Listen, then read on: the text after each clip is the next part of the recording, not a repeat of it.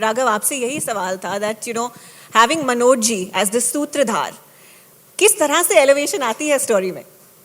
वो आप I think trailer देख के आपको समझ आ गया होगा किस प्रकार की एलिवेशन आ गई है. मतलब it's there is no words to put it together. और ये एसोसिएशन दूसरी बार हुई है, तो उसके बारे में क्या हमें बताना चाहेंगे? एक्चुअली पहली बार के बाद ही पता था सर को ही आगे टेक ओवर करना है. सो उसमें there was no confusion in that actually. Absolutely. और मनोज जी, आई थिंक ये पूछना तो एकदम गलत होगा कि क्या तैयारी की आपने, क्योंकि I don't think that's necessary. पर ये इस प्लेटफॉर्म के साथ दूसरी बार नया अध्याय लेकर आए हैं.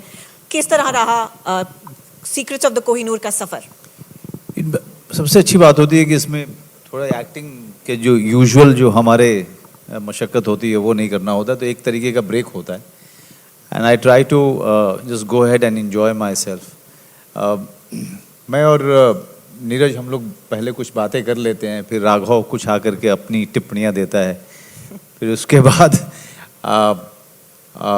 धीरे धीरे करके it's a taxing process. I mean, when you are shooting, it's taxing. And sometime आपको लगता है कि यार सही जा रहा है कि नहीं जा रहा है. कितनी बार राघव जो है कुछ एक अलग ढंग से चीज़ों को कराना चाहता है, मैं किसी और ढंग से करना चाहता हूँ, तो कई बार वहाँ पर कॉन्फ्लिक्ट भी होते हैं.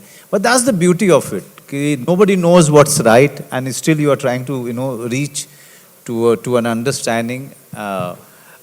And that's the part of the creative process I enjoy the most. But I think at the end of the day, if people are liking it, if it is somewhere taking it in the right direction, then I'm happy. But having said that, I must tell you that the biggest advantage of anchoring these or narrating these shows is your own education. जी. About the subject that you are narrating. That is the part which is much more fascinating and interesting for me, because I am a graduate in history, but still there are these are the subjects. Sonali is a news that I've read long back, but never कभी गया ही नहीं उतने गहरे में इन लोगों ने. और research जब लोग करते हैं तो ज़्यादा गहरे में जाते हैं, फिर आपको ज़्यादा बातें पता चलती. वैसे ही कोहिनूर हमारे अपब्रिंगिंग का पार्ट रहा है. ये कहानियाँ, कुछ तथ्य, कुछ फोकलोर, कई तरीके से कोहिनूर के बारे में बातचीत होती रही है. और लेकिन जिस तरीके से इन लोगों ने कोहिनूर की पूरी जर्नी को इस डॉक्यूमेंट्री में डाला है, वो ज़्यादा फैसिनेटिंग है. And that actually gives इंस्टिगेट्स an actor, gives pushes an actor to explore more ways to narrate it and experiment with it.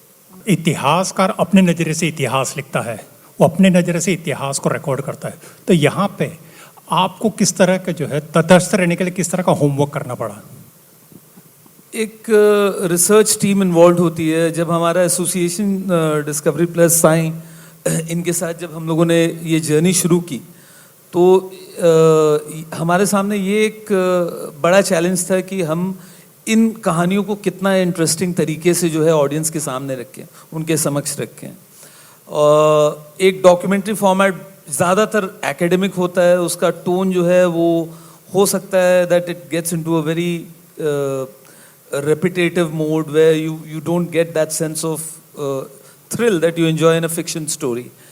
So part of the process that we got involved in was to choose the kind of stories which would inherently have that element, जो audiences relate कर पाएं, जो उनके लिए thrilling लगे, जो उनके लिए interesting लगे.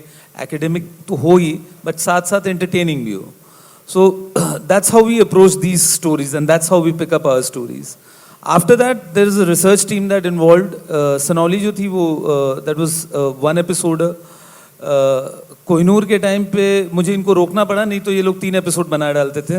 We started off as a 1 episode, but they kept on researching. और एक पॉइंट पर आकर I literally had to step in and ask them to take it easy.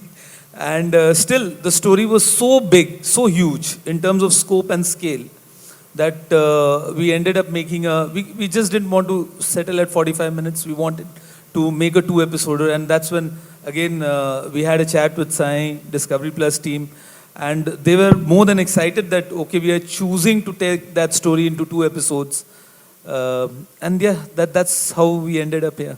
Thank you. Manoj ji, यहीं। इससे पहले कोहिनूर के बारे में आप कितना कुछ जानते थे? और देखिए, कोहिनूर के बारे में हम उतना ही जानते थे जितना कि एक आदमी जो किसी सब्जेक्ट को लेकर थोड़ा बहुत जिसको इंटरेस्ट रहता है उतना ही मैं जानता था। कभी स्पेसिफिकली कोहिनूर की हिस्ट्री को लेकर के मैंने ज़्यादा उस पर काम नहीं किया था, ना मैंने पढ़ा था उस तरीके उतने डीपली जा करके। लेकिन यही है एक एंकर का और नरेटर या एक्टर का जो है सबसे बड़ा एडवांटेज ये होता है कि अगर जिस सब्जेक्ट पे आप काम करते हो उसमें रिसर्च मटेरियल बहुत मिलता है, और ख़ास करके जब इस तरह के डॉक्यू ड्रामा में आप इन्वॉल्व होते हैं तो एक टीम होती है जो रिसर्च कर चुकी होती है और पूरी मटेरियल आपके हाथ में आती है, और आपका काम होता है उसको कुछ एक बार पढ़ लेना, और कुछ एक जब बार पढ़ते हैं तो न सिर्फ आपको परफॉर्मेंस के लिए आइडिया मिलता है बल्कि आपका ज्ञान भी बढ़ता है।